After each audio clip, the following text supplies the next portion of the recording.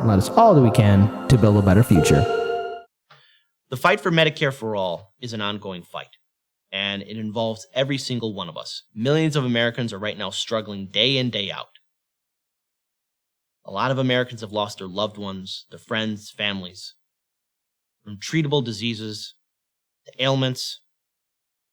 And many Americans are right now stuck between a rock and a hard place. One of the leading causes of homelessness is medical bankruptcy.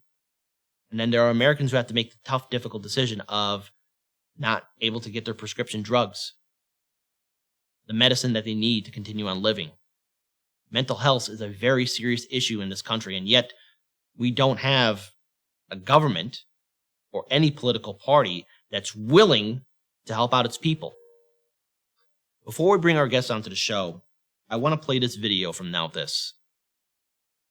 It's difficult to watch, but I urge all of you to listen, because I'm willing to bet that we all know someone like this who's in a situation very similar to this.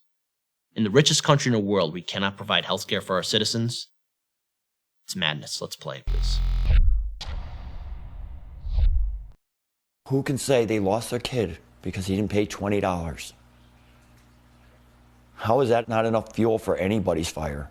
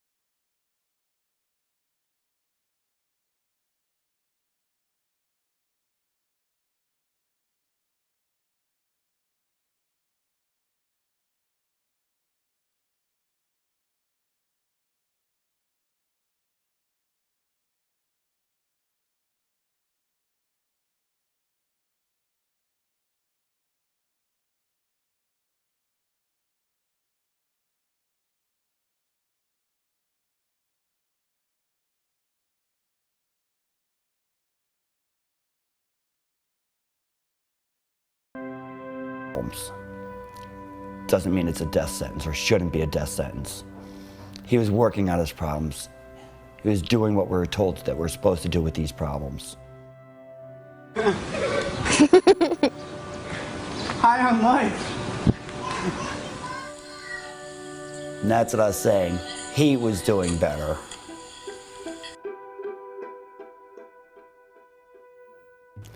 Last month, my 29-year-old son tried to get his prescription filled for his depression when he learned he missed a $20 new charge and had to wait a month for his plan to kick back in. He's dead now from suicide. $20 fucking. I'm devastated and can hardly breathe. What the fuck? That went out to 35 followers. Within a day, it had 9,000 retweets, and it should, because there's just too much of this crap going on. My Twitter feed wasn't just about Danny after a while. There were thousands of people that posted on their horror stories just as bad, some even worse than Danny's, of similar situations with the same ending result. People dying for insurance company profits.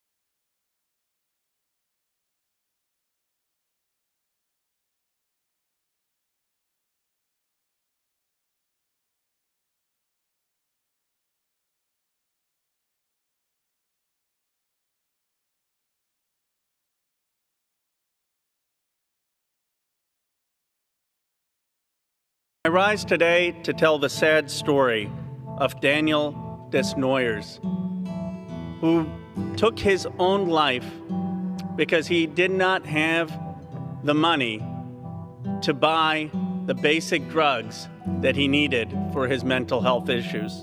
You know, I'll tell you, I wasn't going to get political. I was going to vote again. I wasn't going to try to talk people into voting. I wasn't even going to share memes because people are going to laugh at me. Well, they're going to laugh at me. Maybe not as much because I got a little bit of fire behind me now. My son is gone. That's my fire. I don't have anything left of him but this fight for him. How could I not fight for my son? That's the fire that I need. I didn't start this fight. I tweeted this out to 35 people. This isn't my spirit, this is Danny's spirit. He got this started, and I'm gonna fight it for him. I'm not gonna stop. Not until my heart stops, because he is part of that. Sorry.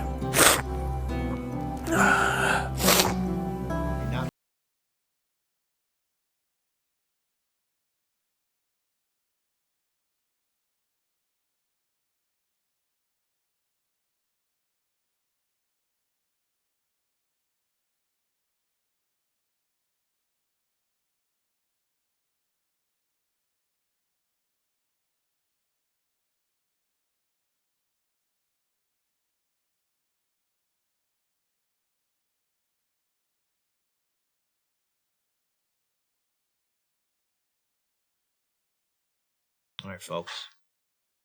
Let's end that video here. That is a story. That's a story that's all too familiar all across the United States. Millions of families are struggling with that same issue. I'm proud to introduce our guest for today's show, Scott Desnoyers. Scott, thank you so much for joining us. I also want to add to our audience, we asked Scott's permission if we can play that video.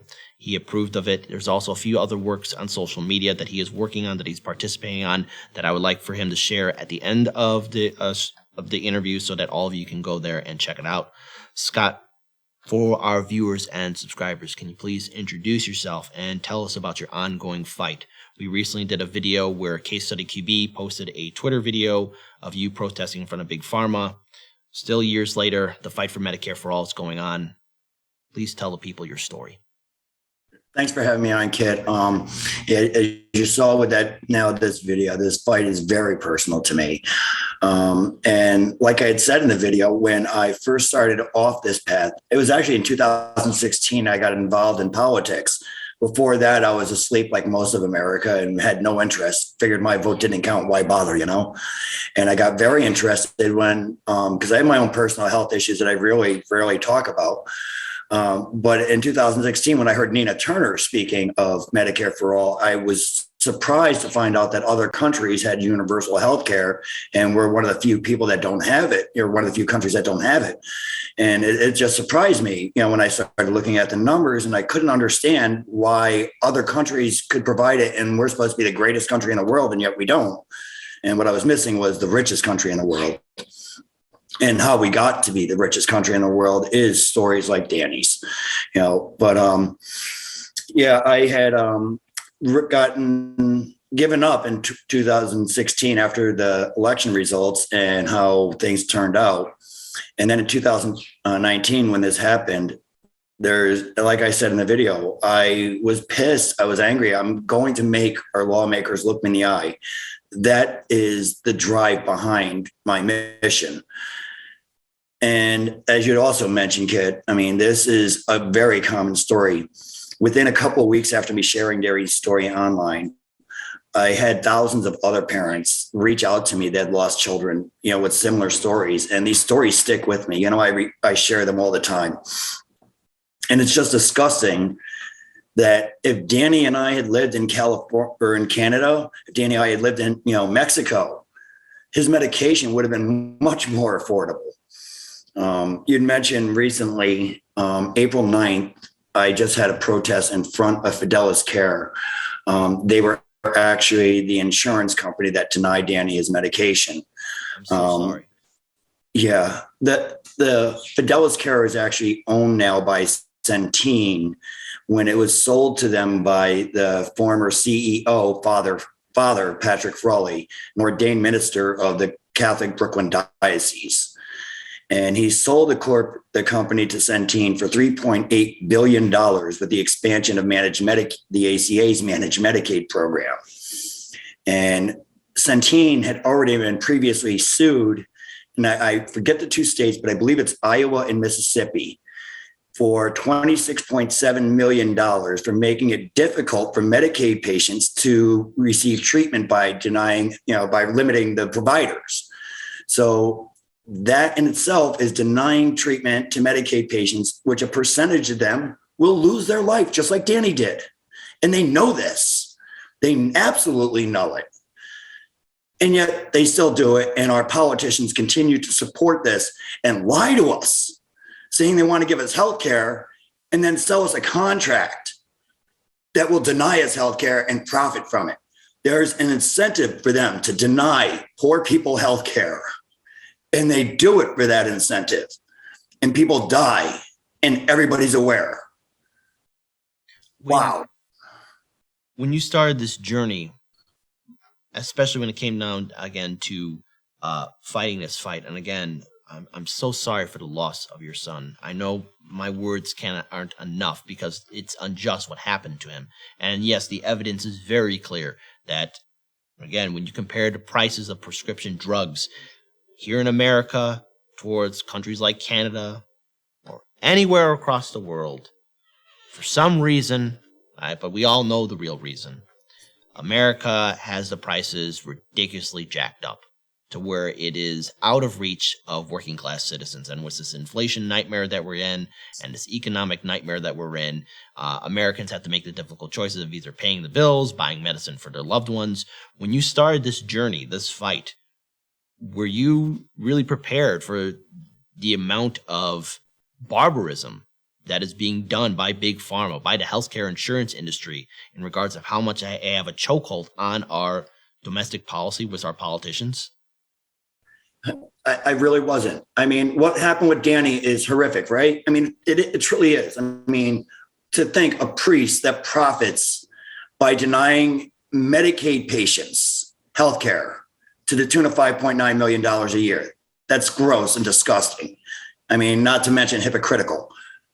One of the stories that I share all the time comes from this Twitter account.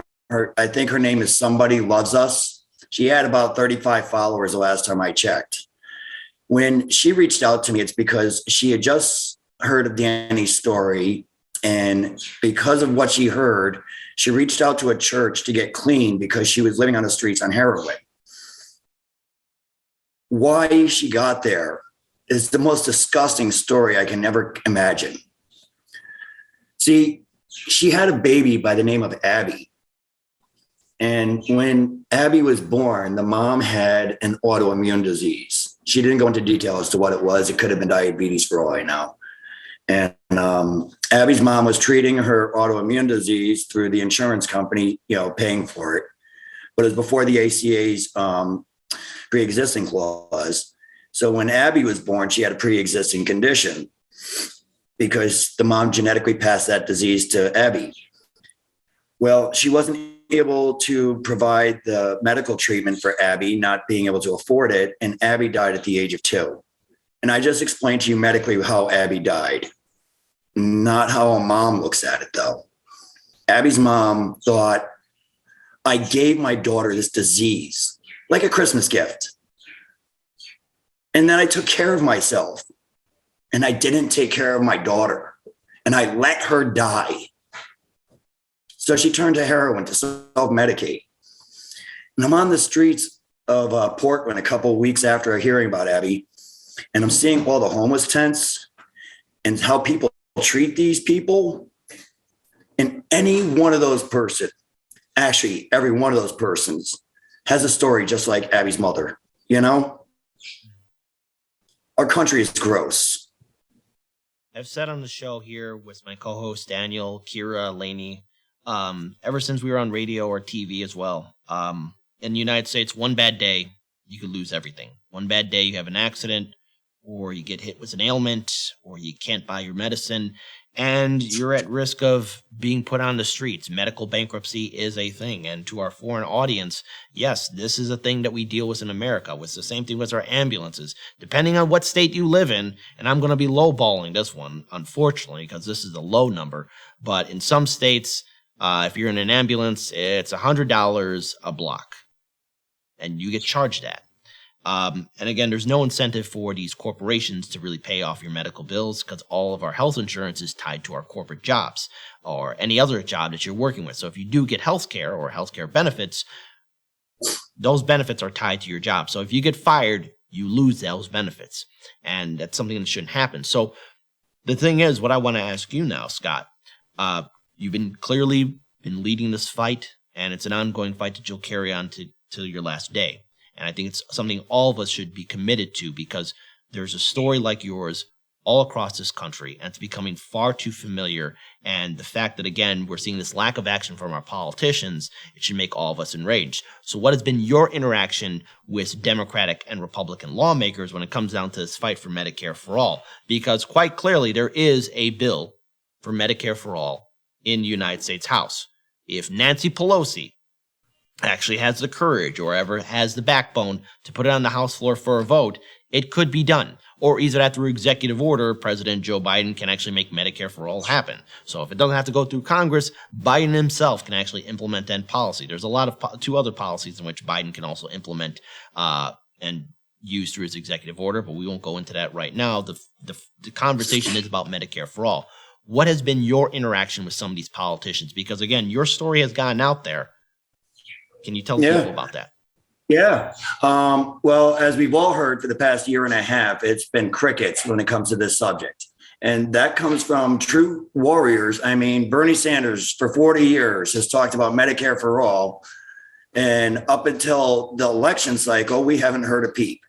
Now, I don't believe that Bernie Sanders for 40 years preached about Medicare for all and then said, oh, no, not now. You know, there's something going on here. There is an obvious opposition on the top level saying, no, this ain't going to happen. When this all went down, I reached out to every senator that had co-signed Bernie's bill and asked them to share Danny's story. The now of this video that you had just shared. And if you rewatch it, nowhere in that video does it mention Medicare for all. What it does mention that I hold the for-profit insurance industry responsible for killing Danny, 100%. We were all surprised when then Senator Kamala Harris shared Danny's story because we didn't really think she was serious. And then 3 weeks later, she released her plan on that campaign stage, saying that she was going to have insurance companies like Centene that killed Danny to sell us Medicare. Wow. She used Danny's story as a commercial for the ones who murdered him. Because you can't tell me somebody running for the president of the United States doesn't know her Medicare for all plan 3 weeks before she releases it. That's not come up with on the drop of the hat. I didn't mean to cut you off. Can you please say your statement? I overtalked you. Can you please say your statement one more time? I overtalked over you.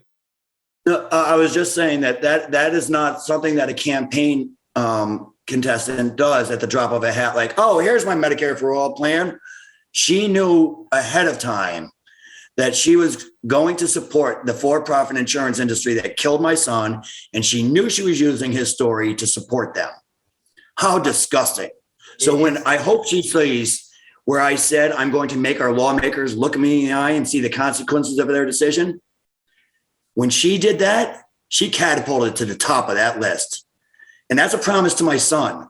I don't care that I'm Mr. Nobody and nowhere Stillwaterville and that she's the vice president.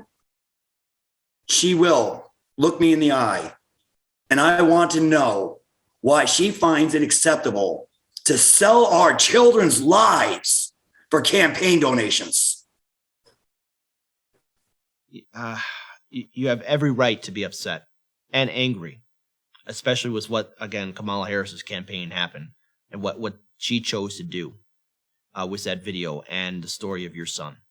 I also want to add to our audience about that story. Before she made that announcement of having Big Pharma involved, at first she was all on board with Bernie Sanders' idea of Medicare for all, like how all these politicians do. They like to lie. They like to give out their own perspective. And then someone probably gave her a quick phone call, to which then she did her typical Democratic neoliberal flip-flop to then bring in the private corporations. It's the same story that we always see. Has there been any kind of outreach or comment from Vice President Kamala Harris or anyone from her staff in regards to apologizing to you for using your son's story? That tweet is still up there, and we actually shared that on Hard Lens Media. That tweet is still up there. It's still on her social media account.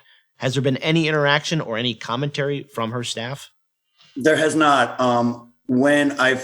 Right after that announcement of her Medicare for All plan, you can imagine how batshit crazy I went. I mean, I was so close to kicking over a newsstand in the supermarket because there was a Time magazine with her face plastered all over it. I was really that close. So I had several Twitter attacks on her post. And then shortly after, I considered running for a local seat and decided I should take back some of the more offensive ones. Every one of my attacks had 3 to 4 times of her retweets and likes, ratioed multiple times over. Seeing, you could still go. There's a couple of them that I didn't delete that are still left. And no response at all, pretending that they never saw it.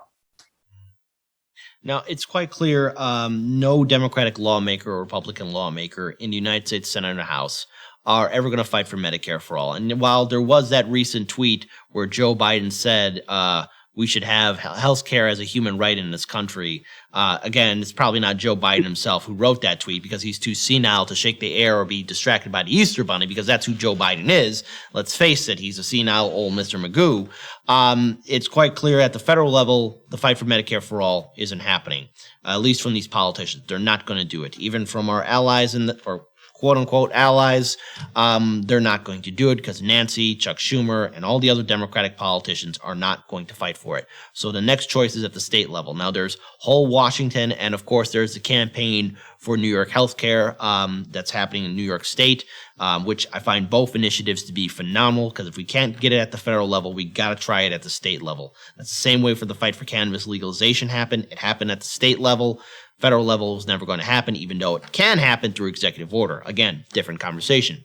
But the point is, Medicare for all and the fight for Medicare for all is happening at the state level. And you've been integral in joining a lot of other heroic activists and organizers to get that fight happening. Can you please tell us about the organization that you're part of and what's happening on the ground with that fight? Yeah, actually, I'm glad you brought that up, Kat. Just a couple of weeks after I got involved, I was reached out to a group of activists out of Washington State called the Red Berets. I've got a purple and teal one for suicide prevention, and I started the New York chapter of the Red Berets. And what our basic thought is, just like you had said, with Nancy Pelosi, Joe Biden, and the administration we have, getting to the federal level is imperative, but a very steep hill to climb right now. And it's going to be very difficult to get this administration to move on this. So what we're going to do in the meantime, at the same time as fight for that national push, we're also fighting for state level to hit them everywhere we can. We fight on all fronts. We can remove insurance companies from all healthcare systems in New York. We can remove it from as many as we can in Washington. Not only does that stop them from denying patients healthcare for their profits, it also takes that money away from them, which they use. Now, I don't believe they'll take the hit. I believe what the insurance company will do is what they always do, is they'll raise our premiums and co-pays and deductibles and on down the line to compensate for that hit that they take in these states that are lost, making these state initiatives look even more lucrative, giving us more groundswell to get towards a national level. We have to do everything we can to save every life that we can. I'm not fighting to save Danny anymore. I missed that opportunity 3 years ago. I do this because I don't want anybody to understand what the hell I feel every day. I'm fighting to save other people's children. And Sorry, we continue. need other people to join us. I'm sorry, I just really got to get that out. I've been very abrasive. I attack every politician, such as Kamala, that double talks and gives us false narratives. And because of that, I've gotten a bad, aggressive name for myself. If you look at that news broadcast, you'll see red berets on everybody's head, but you won't see any banners of any organizations that claim to fight for Medicare for all. I don't have to call a single one of them out because there's not a single one of them out there. We need people to get out there and stand up and say, this ain't right, and join us, even if their organization is, that one's a little bit too aggressive. We should back off of him. Everybody needs to fight. No, one thing I want to ask you, especially when it comes down to the, talking to at least politicians at the state level, because interaction with politicians at the state level is far different than some of these federal politicians in Washington, D.C.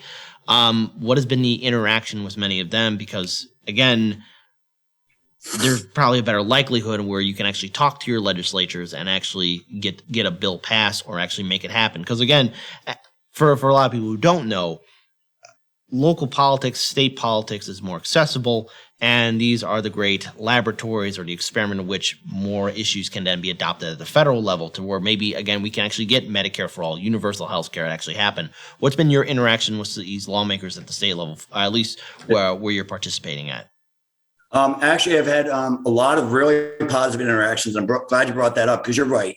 These state politicians do have a lot easier access. It's going to be a lot harder for me to see Kamala Harris, but I did interact already with Speaker of the Assembly, Carl Heastie, and the Speaker of the Senate, Leader Senate, Andrea Cousins. Andrea Cousins is the one reason that we don't have the New York Health Act passed legislative session. Last year was the first time we had the Senate majority for the New York Health Act.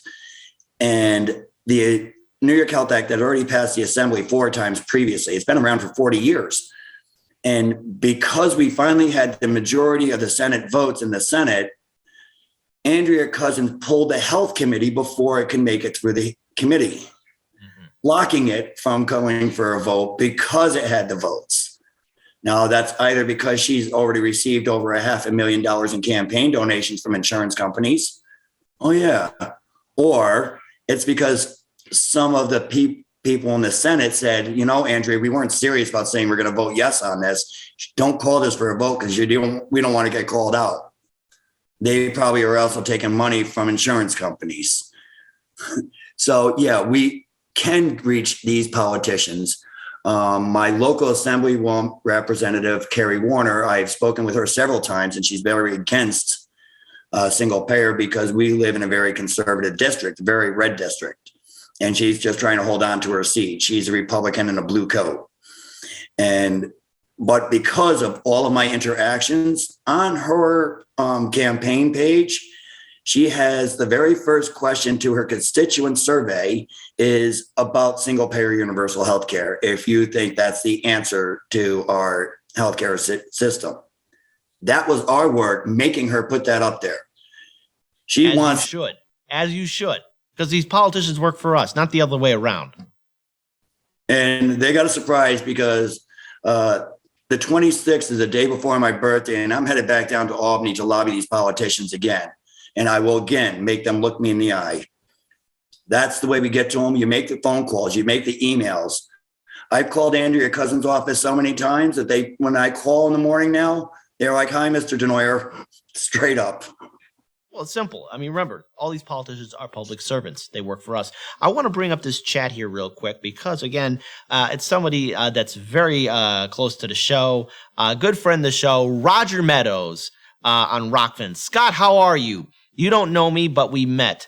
Kit, Scott be at all the campaign for New York Healthcare Act rallies, especially in Albany. I met him 2 years ago. You know him because he's always holding up the sign of his son. Scott, I'm sure I'm going to see you in Albany Tuesday as we put the heat on Senate Majority Leader Andrea Cousins to pass a New York Healthcare Act. Enough co-sponsors have signed to pass in the New York State Assembly and Senate. And Scott, I will speak on behalf of Roger Meadows. He is somebody who you should know. I hope you two get a chance to meet speak face to face. He's one that actually introduced us here at Hardlands Media to the campaign for New York Healthcare Act, as well as ballot initiatives and so many other important issues.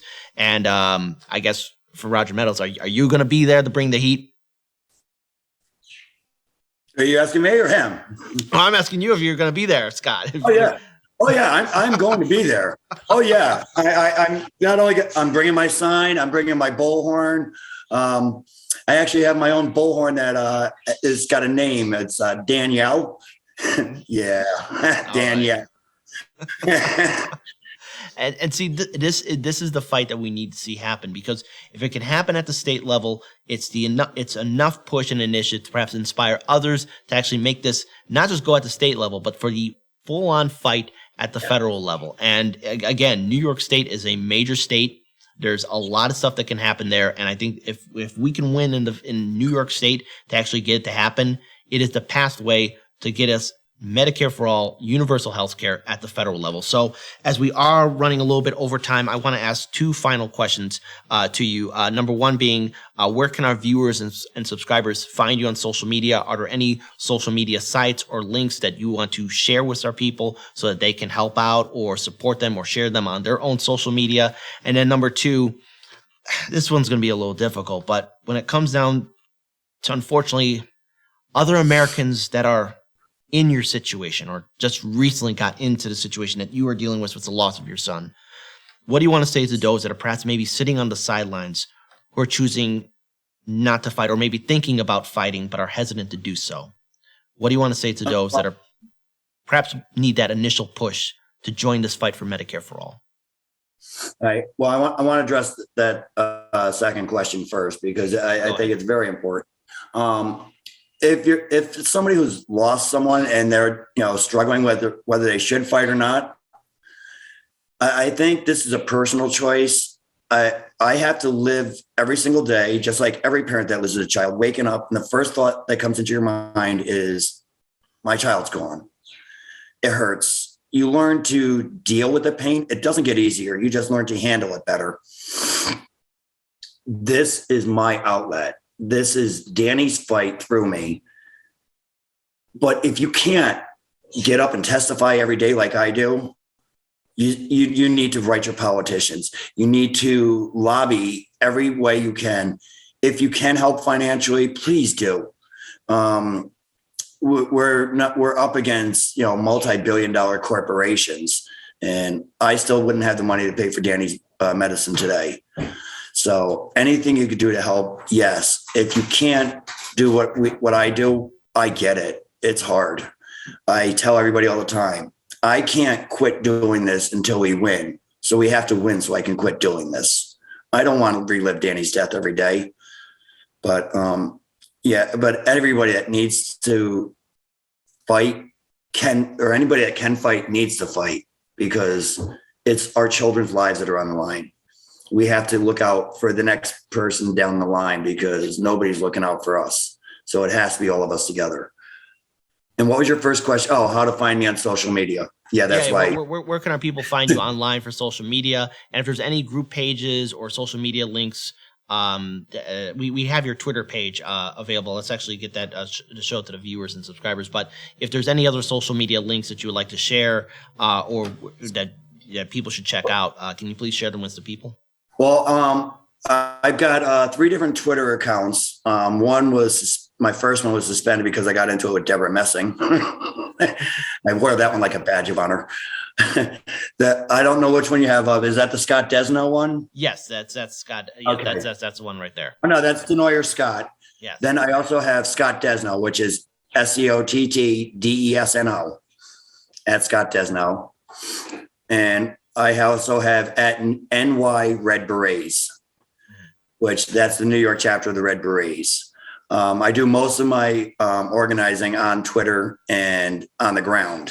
So I amplify just through Twitter. I don't have any crowd. However, we are on the Scott Desno one. I'm going to pin to my link a documentary called Healing Us. The trailer is out now, and the movie should be released, I believe, in June or July. And we're not sure where it's going to be sold to, but I will pin that on my Scott Desno account. that's healing us. And it's an amazing movie that will be coming out. A lot of really big people in there. Can't mention all of them, but Dr. Dooley is one of them. Brianna Joy Gray is in there. We have Dr. Jarvis, a conservative out of Utah, working on a ballot initiative for single payer. Wow. When we say we work with everybody, that's the way we do this. We get conservatives that are willing to fight for single payer, and we work with them. We work with the Greens. We work with the Independents. We work with the People's Party. Even if Jimmy Dore called AOC a sellout, when he's right on things, we amplify what he's right on. When he's wrong on stuff, we leave him alone. All right. Well, Scott, you're always welcome to be on our show. If you're ever here in the city of Chicago, we're more than happy to have you here at the studio as well. This is an ongoing fight for Medicare for all, and quite clearly, a lot of these politicians are going to be putting out these feel-good statements and these feel-good tweets, but we need people on the ground, because the thing is, these politicians aren't going to come and help us. It's up to the people to lead the fight, and you're one of the few people that's actually doing it, and I encourage other people to continue to fight for Medicare for all. We got to get this happening in this country. Where, again, the richest country in the world cannot provide health care for its citizens.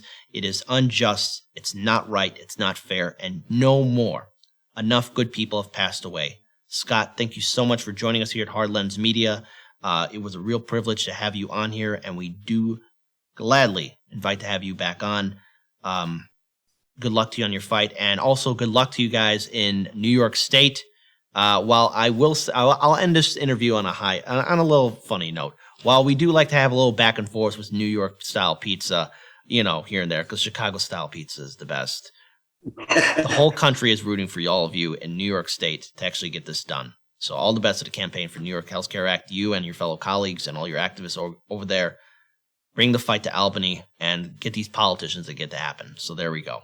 Thank you so much for joining us. Peace. Thanks, brother. Much love, brother.